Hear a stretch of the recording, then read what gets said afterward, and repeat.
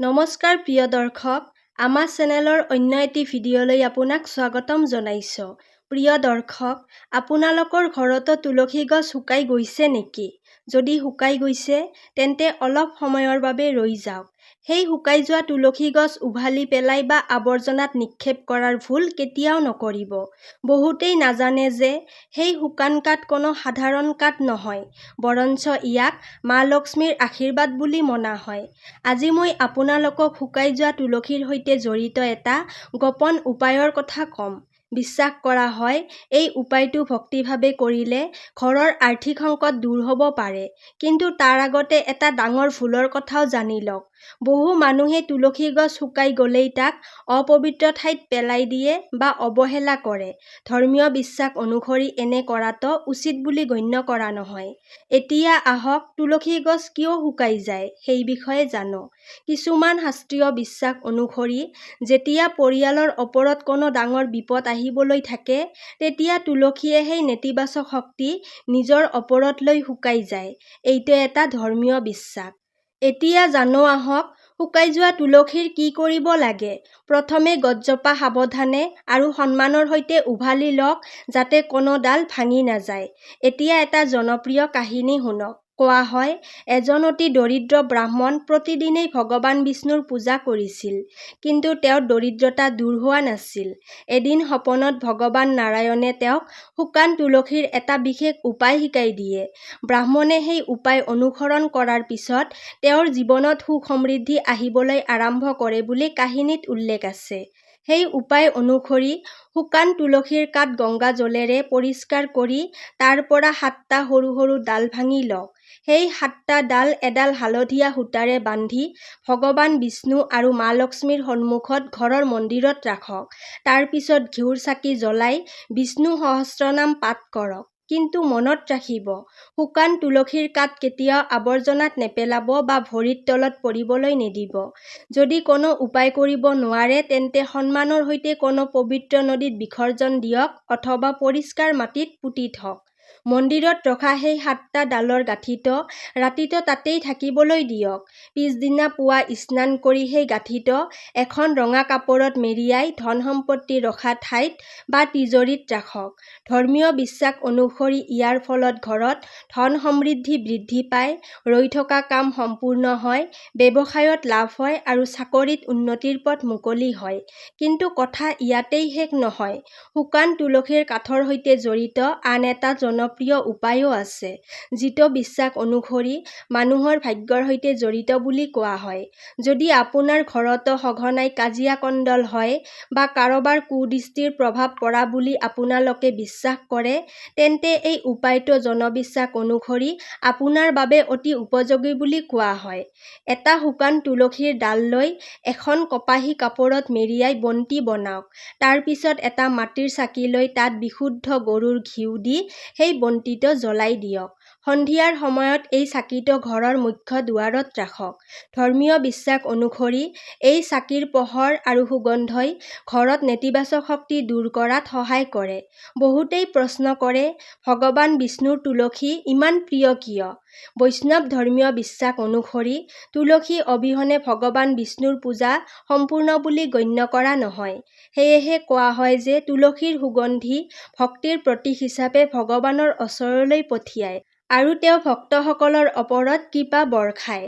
য'ত ভগৱান বিষ্ণুৰ কৃপা থাকে, তাত মা লক্ষ্মীৰ আশীৰ্বাদো থাকে বুলি বিশ্বাস কৰা হয়। এতিয়া এটা জনপ্ৰিয় উপায়ৰ কথা জানো আহক। এই উপায় কেৱল বৃহস্পতিবাৰে কৰাৰ পৰামৰ্শ দিয়া হয়। পুৱা সোনকালে উঠি এটা তামৰ লটাত পানী লওক। তাত অলপ গংগাজল মিহলাই শুকান তুলসীৰ এটা সৰু টুকুৰা সেই পানীত ৰাখক। তাৰ পিছত সেই পানী ঘৰৰ সকলো কোণত ছটিয়াই দিয়ক, কোনো ঠাই বাদ নিদিব। ধৰ্মীয় বিশ্বাস অনুসৰি এই পানীক পবিত্ৰ বুলি গণ্য কৰা হয় আৰু ইয়াৰ দ্বাৰা ঘৰৰ নেতিবাচকতা বা বাস্তুদোষ দূৰ হয়। যদি পানী বাকী থাকে, তেন্তে বহুতেই তাক প্ৰসাদ হিচাপে গ্ৰহণ কৰে। অৱশ্যে এইটো এটা ধৰ্মীয় বিশ্বাস। ইয়াক চিকিৎসাৰ বিকল্প হিচাপে লোৱা উচিত নহয়। এই সকলো উপায়ৰ মূল ভিত্তি হৈছে ভক্তি, বিশ্বাস আৰু আন্তৰিকতা।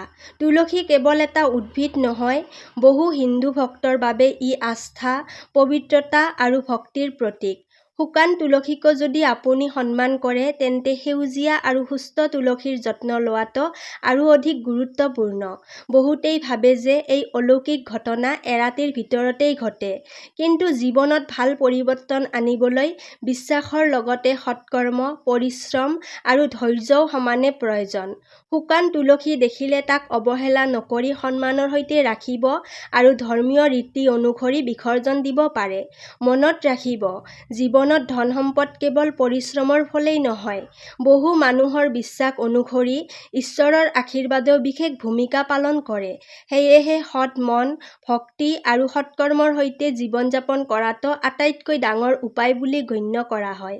ধৰ্মীয় বিশ্বাস অনুসৰি শুকান তুলসীৰ শিপাত এনে এক আধ্যাত্মিক শক্তি থাকে, যিয়ে সুখ, শান্তি আৰু সমৃদ্ধিৰ শক্তিক আপোনাৰ ঘৰলৈ আকৰ্ষণ কৰিব পাৰে বুলি কোৱা হয়। সেইবাবে আজিৰ পৰাই এই পবিত্ৰ কাঠৰ গুৰুত্ব বুজি ইয়াক সন্মানৰ সৈতে পূজাঘৰত ৰাখক। যেতিয়াই কোনো শুভ কামৰ বাবে ঘৰৰ পৰা ওলাই যাব, তেতিয়া ৰঙা কাপোৰত বান্ধি ৰখা তুলসীৰ ডালটো এবাৰ কপালত স্পৰ্শ কৰাই লওক। বিশ্বাস কৰা হয় যে ইয়াৰ ফলত ৰৈ থকা কাম-কাজ সম্পূৰ্ণ হয়। বহু ভক্তই এই উপায়ক ফলপ্ৰসূ বুলি মানি আহিছে। এতিয়া হয়তো আপোনাৰ মনত প্ৰশ্ন আহিব পাৰে যে শুকান তুলসীৰ কোনো সময়সীমা বা এক্সপাইৰী ডেট থাকে নেকি? ধৰ্মীয় বিশ্বাস অনুসৰি ইয়াৰ কোনো এক্সপাইৰী ডেট নাই, বৰঞ্চ ই যিমানেই পুৰণি হয় সিমানেই ইয়াৰ আধ্যাত্মিক মাহাত্ম্য বৃদ্ধি পায় বুলি কোৱা হয়। কিছুমান প্ৰাচীন গ্ৰন্থতো উল্লেখ আছে যে যদি কাৰোবাৰ লগত বহু পুৰণি শুকান তুলসীৰ কাঠ থাকে তেন্তে সেয়া কল্পবৃক্ষৰ দৰে শুভ ফল দিব পাৰে। কল্পবৃক্ষক এনে এক ঐশ্বৰিক বৃক্ষ বুলি বৰ্ণনা কৰা হয়, যিয়ে মনৰ সকলো কামনা পূৰণ কৰে। সেয়েহে যদি আপোনাৰ লগতো শুকান তুলসী থাকে, তেন্তে তাক যত্ন সহকাৰে চন্দনৰ বাকচ বা অন্য কোনো পৰিষ্কাৰ আৰু পবিত্ৰ ঠাইত সংৰক্ষণ কৰক। আন এটা গভীৰ বিশ্বাসও আছে। কেতিয়াবা দেখা যায় হঠাতে ঘৰত এটা সমস্যা দূৰ নহওঁতেই আন এটা সমস্যা আহিবলৈ ধৰে। কোনোবাই অসুস্থ হয়, অপ্ৰত্যাশিত খৰচ আহে বা পৰিয়ালৰ মাজত বিনা কাৰণতে অশান্তি আৰম্ভ হয়। লোকবিশ্বাস অনুসৰি এইবোৰ তেতিয়া হয় যেতিয়া ঘৰৰ সুৰক্ষামূলক আধ্যাত্মিক শক্তি দুৰ্বল হৈ পৰে। তুলসীক সেই সুৰক্ষাৰ প্ৰতীক হিচাপে গণ্য কৰা হয়। তুলসী শুকাই যোৱাক বহুতে এই কথাৰ সংকেত বুলি মানে যে কোনো ডাঙৰ বিপদ আহিবলগীয়া আছিল, যিটো তুলসীয়ে নিজৰ ওপৰত লৈছে। আনহাতে এইটোও বিশ্বাস কৰা হয় যে শুকান তুলসীৰ কাঠত সেই নেতিবাচক শক্তি আবদ্ধ হৈ থাকে। যদি তাক সন্মানৰ সৈতে সংৰক্ষণ বা ধৰ্মীয় ৰীতি অনুসৰি বিসৰ্জন দিয়া নহয়, তেন্তে সেই শক্তিয়ে পুনৰ ঘৰত প্ৰভাৱ পেলাব পাৰে। সেইবাবেই শুকান তুলসী কেতিয়াও আৱৰ্জনাত নেপেলাবলৈ পৰামৰ্শ দিয়া হয়। বিশ্বাস অনুসৰি শুকান তুলসীৰ কাঠ ৰঙা কাপোৰত মেৰিয়াই তিজোৰিত ৰাখিলে সেই ৰঙা ৰঙে নেতিবাচক শক্তিক ইতিবাচক শক্তিলৈ ৰূপান্তৰ কৰে। ৰঙা ৰং মংগল আৰু মা লক্ষ্মীৰ প্ৰতীক, আৰু তুলসী ভগৱান বিষ্ণুৰ অতি প্ৰিয়, আৰু এই দুয়োটাৰ মিলনে শুভ শক্তিৰ সৃষ্টি কৰে। বহু মানুহেই কঠোৰ পৰিশ্ৰম কৰাৰ পিছতো সফলতা নাপায়। এনে সময়ত লোকবিশ্বাস অনুসৰি এটা উপায় কৰা হয়। এটা শুকান তুলসীৰ ডাল ক'লা সূতাৰে বান্ধি শনিবাৰে সোঁহাতত বা ডিঙিত ধাৰণ কৰা হয়। বিশ্বাস কৰা হয় যে এই সুৰক্ষামূলক তাবিজৰ দৰে কাম কৰে আৰু কুদৃষ্টি, তন্ত্ৰ-মন্ত্ৰ বা নেতিবাচক প্ৰভাৱৰ পৰা ৰক্ষা কৰে। যিসকলে ব্যৱসায় কৰে, দোকান বা কাৰখানা চলায় তেওঁলোকৰ বাবেও এটা জনপ্ৰিয় বিশ্বাস আছে। দোকানৰ ধন ৰখা ঠাইত এখন হালধীয়া কাপোৰত শুকান তুলসীৰ ডাল, অলপ হালধীয়া সৰিয়হ আৰু এটা ৰূপৰ মুদ্ৰা বান্ধি ৰাখিব লাগে। প্ৰতিদিনেই দোকান খোলাৰ আগতে সেই পুতলিটোক চাকি-ধূপ দেখুৱাব লাগে। ধৰ্মীয় বিশ্বাস অনুসৰি ইয়াৰ ফলত ব্যৱসায়ত উন্নতি হয়, গ্ৰাহকৰ সংখ্যা বৃদ্ধি পায় আৰু বহুদিন ধৰি বিক্ৰী নোহোৱা সামগ্ৰীও বিক্ৰী হ'বলৈ আৰম্ভ কৰে। এতিয়া মই আপোনালোকক আৰম্ভণিতে কোৱা কাহিনীটোৰ দ্বিতীয় অংশ কওঁ। কাহিনী অনুসৰি সেই দৰিদ্ৰ ব্ৰাহ্মণজন ধনী হোৱাৰ পিছত তেওঁৰ মনত অহংকাৰ আহি পৰিল। তেওঁ পূজা-অৰ্চনা এৰি দিলে আৰু তুলসীৰ কাঠকো সন্মান কৰা বাদ দিলে। এদিন তেওঁ তিজোৰিত ৰখা ৰঙা কাপোৰৰ পুতলিটো উলিয়াই বাহিৰলৈ পেলাই দিলে। কোৱা হয়, সেই নিশাই তেওঁৰ ঘৰত ভয়ংকৰ জুই লাগিল আৰু তেওঁৰ সকলো ধন-সম্পত্তি সেই জুইত ভস্মীভূত হ'ল। তেওঁ পুনৰ আগৰ দৰিদ্ৰ অৱস্থালৈ ঘূৰি গ'ল। এই কাহিনীৰ মূল শিক্ষা হৈছে ঈশ্বৰে দিয়া আশীৰ্বাদক কেতিয়াও অহংকাৰৰ কাৰণ বনাব নালাগে। যেতিয়ালৈকে মানুহৰ মনত ভক্তি, নম্ৰতা আৰু কৃতজ্ঞতা থাকে, তেতিয়ালৈকে মা লক্ষ্মীৰ কৃপা থাকে বুলি ধৰ্মীয় বিশ্বাস আছে। কিন্তু অহংকাৰ আহিলে সেই কৃপা হেৰুৱাব পাৰে বুলি কোৱা হয়। যদি আপুনি এই ধৰণৰ ধৰ্মীয় উপায় পালন কৰে, তেন্তে বহুতেই বিশ্বাস কৰে যে তাক গোপনে পালন কৰাই ভাল। লোকবিশ্বাস অনুসৰি তন্ত্ৰ-মন্ত্ৰ বা আধ্যাত্মিক সাধনাৰ কিছুমান উপায় গোপন ৰাখিলে অধিক ফলপ্ৰসূ হয় বুলি ধৰা হয়। সকলোকে নিজৰ উপায় বা পূজাৰ বিষয়ে কৈ ফুৰাটো উচিত নহয় বুলি কোৱা হয়। আন এটা কথা, শুকান তুলসীৰ কাঠ কিছুমান আয়ুৰ্বেদিক প্ৰস্তুতিতো ব্যৱহাৰ কৰা হয় বুলি উল্লেখ পোৱা যায়।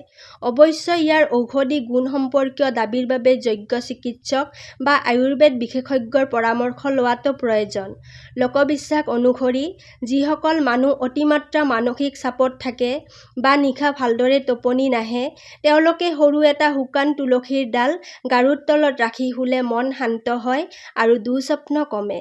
অৱশ্যে ইয়াৰ বৈজ্ঞানিক প্ৰমাণ নিশ্চিত নহয়, সেয়েহে অনিদ্ৰা বা মানসিক সমস্যাৰ ক্ষেত্ৰত চিকিৎসকৰ পৰামৰ্শ লোৱাটো সমানেই গুৰুত্বপূৰ্ণ। শেষত এটা জনপ্ৰিয় ধৰ্মীয় বিশ্বাসৰ কথা। বহু বৈষ্ণৱ পৰম্পৰাত কোৱা হয় যে ৰবিবাৰে আৰু একাদশী তিথিত তুলসী গছ স্পৰ্শ কৰিব নালাগে বা ছিঙিবও নালাগে, যদিও গছজোপা শুকাই গৈছে। এই দিনবোৰত তুলসী মাতাই বিশ্ৰাম কৰে বুলি বিশ্বাস কৰা হয়। সেয়েহে এই নিয়ম সন্মানৰ সৈতে পালন কৰা হয়। যদি আপুনি শুকান তুলসীৰ গছ বা ডাল আঁতৰাব বিচাৰে, তেন্তে লোকবিশ্বাস অনুসৰি ইয়াৰ বাবে মঙলবাৰ বা বৃহস্পতিবাৰ বাছি লোৱাটো শুভ বুলি ধৰা হয়। ৰবিবাৰ বা একাদশীৰ দিনা এই কাম নকৰিবলৈও বহু ধৰ্মীয় পৰম্পৰাত পৰামৰ্শ দিয়া হয়। বিশ্বাস কৰা হয় যে এই সৰু সৰু নিয়মবোৰ মানিলে আধ্যাত্মিক উপায়সমূহ অধিক শৃংখলাবদ্ধভাৱে পালন হয়। বহুতে উপায় কৰে যদিও নিয়ম পালন নকৰে, তাৰ পিছত কয় যে কোনো ফল নাপালে। এই দৃষ্টিভংগী অনুসৰি ভুল উপায়ত নহয়, বৰঞ্চ পালন কৰাৰ পদ্ধতিত থাকে। আৰু এটা মানুহে কম জনা কথাটো হ'ল, তুলসীৰো ভিন্ন প্ৰকাৰ আছে, ৰাম তুলসী আৰু শ্যাম তুলসী। ৰাম তুলসীৰ কাঠ সাধাৰণতে পাতল ৰঙৰ হয়, আনহাতে শ্যাম তুলসীৰ কাঠ অলপ গাঢ় ৰঙৰ হয়। কিছুমান তান্ত্ৰিক পৰম্পৰাৰ বিশ্বাস অনুসৰি ধন সমৃদ্ধিৰ বাবে শ্যাম তুলসীৰ শুকান কাঠ অধিক ফলপ্ৰসূ বুলি ধৰা হয়। যদি আপোনাৰ ঘৰত শ্যাম তুলসী শুকাই যায়, তেন্তে ইয়াক শুভ সংকেত বুলি মানি লোৱা হয়। শ্যাম তুলসী ভগৱান শ্ৰীকৃষ্ণৰ অতি প্ৰিয় বুলি বৈষ্ণৱ পৰম্পৰাত উল্লেখ আছে।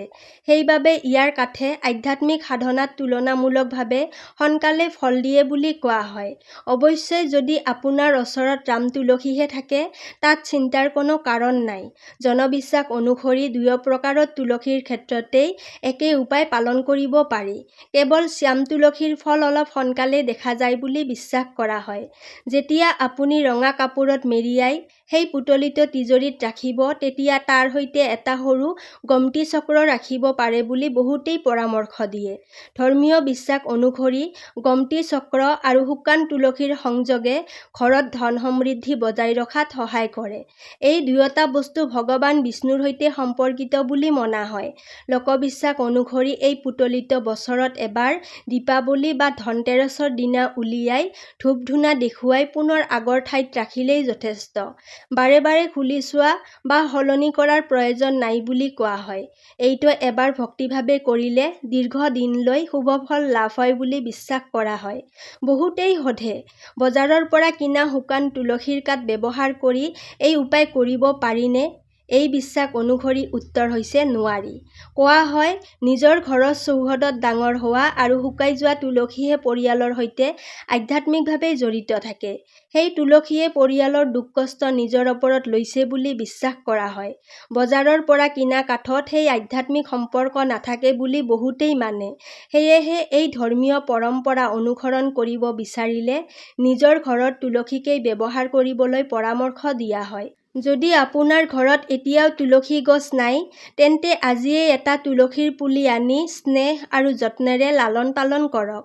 যেতিয়া গছজোপা স্বাভাৱিকভাৱে শুকাই যাব, তেতিয়াহে এই ধৰণৰ ধৰ্মীয় উপায় পালন কৰক বুলি জনবিশ্বাস আছে। প্ৰকৃতিক কেতিয়াও জোৰকৈ নিয়ন্ত্ৰণ কৰিবলৈ চেষ্টা নকৰিব। সেউজীয়া আৰু সুস্থ তুলসী গছ ইচ্ছাকৃতভাৱে শুকুৱাবলৈ চেষ্টা কৰাটো বহু ধৰ্মীয় পৰম্পৰাত অনুচিত বুলি গণ্য কৰা হয়। ধৰ্মীয় বিশ্বাস অনুসৰি এনে কৰিলে পাপৰ ভাগী হ'ব লাগে আৰু মা লক্ষ্মীৰ কৃপাৰ পৰা বঞ্চিত হোৱাৰ আশংকা থাকে। সেয়েহে তুলসীক সদায় সন্মান, ভক্তি আৰু যত্নেৰে ৰখাটো প্ৰয়োজন। এই সকলো উপায়ৰ আটাইতকৈ ডাঙৰ শক্তি হৈছে আপোনাৰ আন্তৰিকতা, সৎ মন আৰু ঈশ্বৰৰ ওপৰত থকা বিশ্বাস। যেতিয়া আপুনি শুকান তুলসীৰ কাঠকো পবিত্ৰ বুলি মানি সন্মান কৰে, তেতিয়া ঈশ্বৰে ভক্তৰ আন্তৰিকতা গ্ৰহণ কৰে বুলি বহুতেই বিশ্বাস কৰে। কোৱা হয়, সঁচা ভক্তিৰ ফলত জীৱনত এনে আশীৰ্বাদ লাভ হয়, যাৰ কথা মানুহে কেতিয়াও কল্পনাই কৰা নাছিল।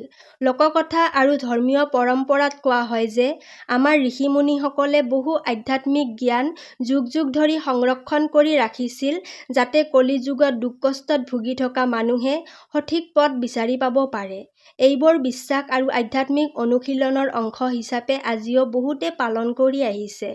অৱশেষত বহু মানুহে বিশ্বাস কৰে যে, অলৌকিক পৰিৱৰ্তন সেইসকলৰ জীৱনতেই অধিক দেখা যায়, যিসকলৰ মনত দৃঢ় বিশ্বাস, সৎকৰ্ম আৰু ধৈৰ্য থাকে।